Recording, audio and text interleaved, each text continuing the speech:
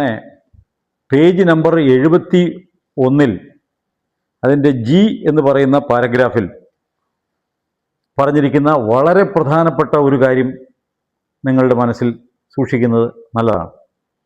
When the papal bull was promulgated, pursuant to which the Archdiocese of Kottayam was established, it is not for the ethnic community.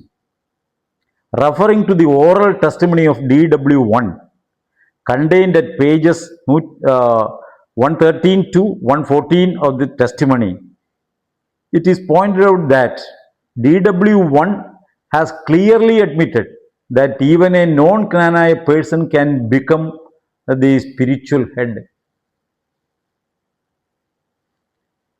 ഒരു papal ബുള്ളിൻ്റെ അടിസ്ഥാനത്തിൽ 1911 കോട്ടയം വികാരിയത്ത് സ്ഥാപിച്ചു. അതൊരിക്കലും it is not for the ethnic community, ഇത് ethnic കമ്മ്യൂണിറ്റിക്ക് വേണ്ടി അല്ലായിരുന്നു എന്നാണ് ഈ ജഡ്ജ്മെൻറ്റിൽ പറയുന്നത്. DW1 അതായത് കോട്ടയം രൂപത മെത്രാനു വേണ്ടി കോടതിയിൽ മൊഴി കൊടുക്കാൻ പോയ അന്നത്തെ ചാൻസലറായ ചേന്നാക്കുഴി അച്ഛൻ എന്ന് പറയുന്ന ആ വ്യക്തി നൽകിയിരിക്കുന്ന മൊഴി പ്രകാരം 113, 114 പേജുകളിൽ നിന്ന് ഒരു കാര്യം വ്യക്തമാണ്. അദ്ദേഹം പറഞ്ഞിരിക്കുന്നു, കോട്ടയം രൂപതയുടെ മെത്രാനായി ഒരു നോൺ ക്നാനായ പേഴ്സണെ വേണമെങ്കിൽ അപ്പോയിന്റ് ചെയ്യാവുന്നതാണ് എന്ന്.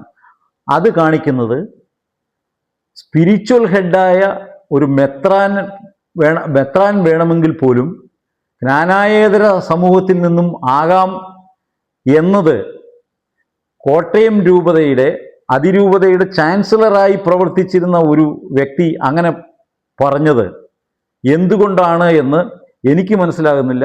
നിങ്ങൾക്കാർക്കെങ്കിലും മനസ്സിലാകുന്നുണ്ട് എങ്കിൽ അത് നിങ്ങൾ ഏത് രൂപത്തിലാണ് മനസ്സിലാക്കിയതെന്ന് എടുക്കാവുന്നതാണ്. തീർച്ചയായും എത്ര നിരുത്തരവാദപരമായി, എത്ര കളവായ മൊഴിയാണ് പലപ്പോഴും ആ വ്യക്തി നൽകിയത് എന്ന് നിങ്ങൾ കാണേണ്ടതാണ്. കാരണം ഇന്ന് വരെ കോട്ടയം രൂപത ഉണ്ടായതിനു ശേഷം വികാരിയത്ത് മുതൽ 1923 രൂപത ആയതിനു ശേഷം ഇന്ന് വരെ ഒരു ജ്ഞാനായ സമുദായത്തിൽപ്പെട്ട വ്യക്തിയല്ലാതെ ജ്ഞാനായ സമുദായത്തിൽപ്പെട്ട ഒരു ഓർഡൈൻഡ് പ്രീസ്റ്റ് മാത്രം വഹിച്ചിരുന്ന അല്ലെങ്കിൽ ഇപ്പോഴും വഹിക്കുന്ന ഈ സ്ഥാനത്തെ ഒരു നോൺ ജ്ഞാനായ പേഴ്സണ് വരാവുന്നതാണ് എന്ന് പറഞ്ഞു വെക്കുക വഴി ഈ രൂപതയുടെ എൻഡോഗമസ് ക്യാരക്ടർ എത്രമാത്രം ഉണ്ട് എന്ന് ഇതിൽ നിന്നും വ്യക്തമാണ്.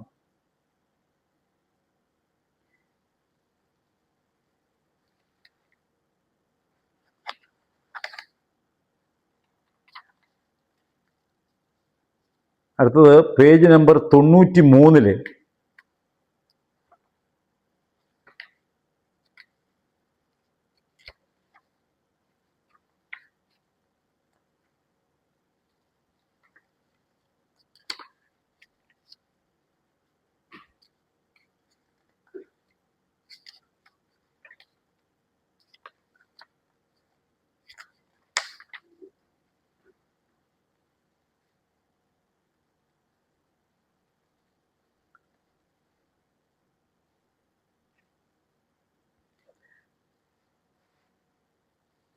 അതിൽ പറഞ്ഞിരിക്കുന്ന മറ്റൊരു കാര്യം, whether Knanaya community should have been made a party to the suit. Knanaya കമ്മ്യൂണിറ്റിയെ തന്നെ ഈ കേസിൽ ഒരു കക്ഷി ആക്കണമായിരുന്നോ എന്ന ചോദ്യത്തിന് കോടതി കണ്ട ഉത്തരം ഇങ്ങനെയാണ്.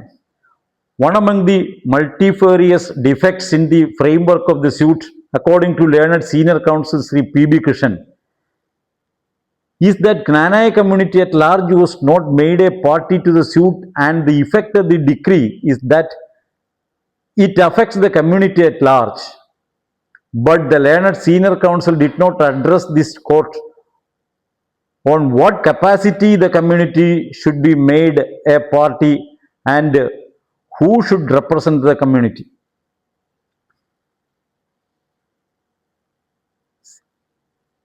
അതായത് സമുദായത്തെ കക്ഷിയാക്കിയിരുന്നില്ല. അങ്ങനെ ചോദിക്കുമ്പോൾ the learned senior counsel did not address this court on what capacity the community should be made, ഏത് കപ്പാസിറ്റിയിലാണ് ഈ കമ്മ്യൂണിറ്റിയെ ആരായാണ് പാർട്ടിയായി കാണിക്കേണ്ടിയിരുന്നത് എന്ന് കോടതിയിൽ പറഞ്ഞിട്ടില്ല എന്നാണ് പറഞ്ഞിരിക്കുന്നത്.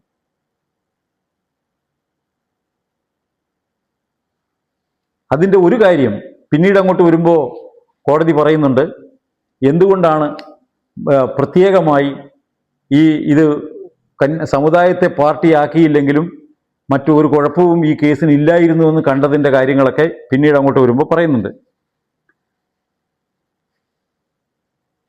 ഒന്ന്, എൻ്റെ ഒരു വിചാരം, ഞാൻ വിശ്വസിക്കുന്നത്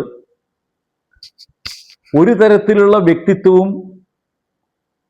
ഐഡന്റിറ്റിയും ഒന്നും തന്നെ ഒരു ജ്ഞാനായക്കാരന് അല്ലെങ്കിൽ ജ്ഞാനായക്കാരിക്ക് നൽകാതെ സർവ്വതിൻ്റെയും ഉടയവൻ, വിശ്വാസത്തിൻ്റെ ജന്മിയും മറ്റുള്ളവർ ജ്ഞാനായക്കാർ അടിമകളും അല്ലെങ്കിൽ കുടിയാന്മാരുമാണ് എന്ന ധാരണ കൊണ്ടാണ് ഒരു കാരണവശാലും ഒരിക്കലും സമുദായത്തിന് അന്തസ്സ് നൽകുന്ന രീതിയിൽ, പ്രാമുഖ്യം നൽകുന്ന രീതിയിൽ, പ്രഥമ പരിഗണന നൽകുന്ന രീതിയിൽ ഒരിക്കലും ഒരു കാര്യവും രൂപതാധികാരികളുടെ ഭാഗത്തുനിന്ന് ഉണ്ടായിരുന്നില്ല.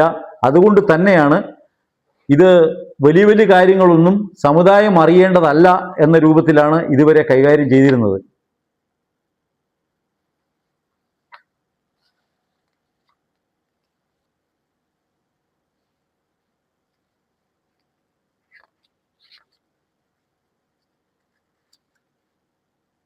അതുപോലെ തന്നെ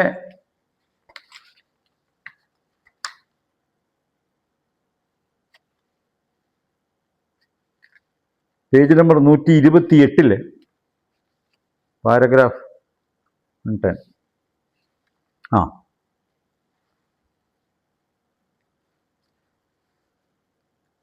that takes this court to decide whether in the absence of a cross objection the plaintiffs can successfully question the finding of the first appellate court. It is true that the first appellate court held that the appellants have established a valid custom of endogamy.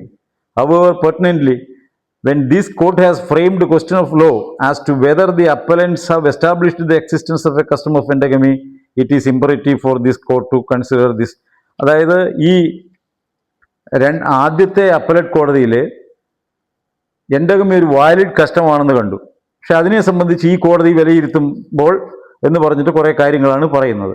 ഈ കോടതി, അതായത് അവസാനത്തെ ഇപ്പോൾ വന്നിരിക്കുന്ന ഹൈക്കോടതി, ഇത് valid കസ്റ്റമല്ല എന്ന് തന്നെ കണ്ടിട്ടുണ്ട്. ഇതെല്ലാം ഇവർ നൽകിയ തെറ്റായ രേഖകളുടെയോ അല്ലെങ്കിൽ റിലവൻ്റ് ആയിട്ടുള്ള കാര്യങ്ങൾ കൊടുക്കാതിരിക്കുകയോ ഇറിലവൻ്റ് ആയിട്ടുള്ള കാര്യങ്ങൾ നൽകുകയോ ചെയ്തതിൻ്റെ അടിസ്ഥാനത്തിലാണ് പലപ്പോഴും നമ്മൾ പല വൈഷമ്യങ്ങളും നേരിട്ടത് ഈ കേസിൽ.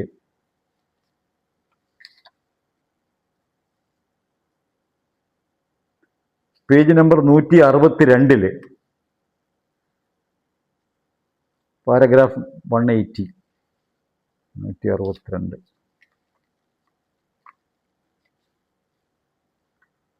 അതിൽ പറഞ്ഞിരിക്കുന്നത്,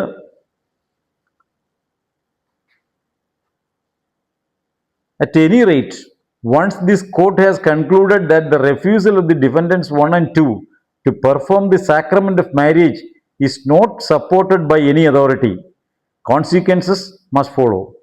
The plaintiffs have certainly made out a case for issuance of a mandatory injunction in terms of section 39 of the specific relief act.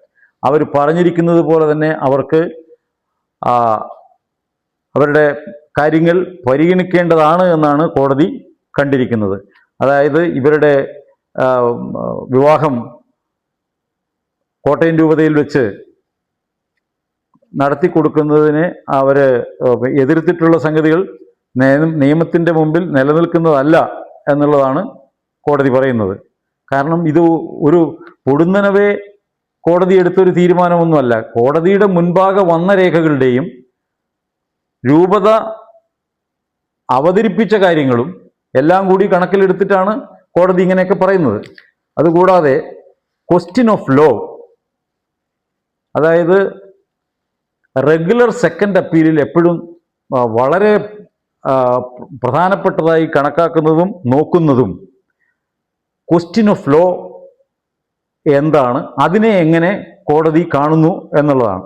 നമ്മൾ ഉയർത്തുന്ന ക്വസ്റ്റ്യൻ ഓഫ് ലോയും അതിനെ കോടതി കാണുന്നതും എങ്ങനെയാണ്. 165 പേജിൽ paragraph number 3,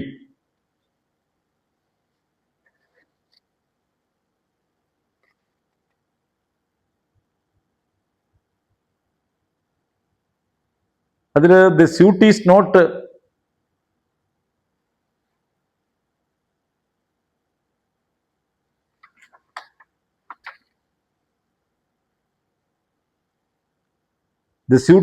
barred by limitation and the plaintiffs have disclosed a cause of action to sue for the reliefs. Moreover, Exhibit B1 bylaw, having been introduced in the year 2009, cannot determine the rights of the plaintiffs who got membership in the church by birth. Still further, the entitlement for the plaintiffs flows out from the clear admission made by the defendants 1 and 2 in their written statements. ഇവിടെയും നിങ്ങൾ ഈ birth right എന്ന് പറഞ്ഞതുകൊണ്ടുണ്ടാകുന്ന അതിൻ്റെ ദ്രോഹം എത്രമാത്രമാണെന്ന് കാണാവുന്നതാണ്.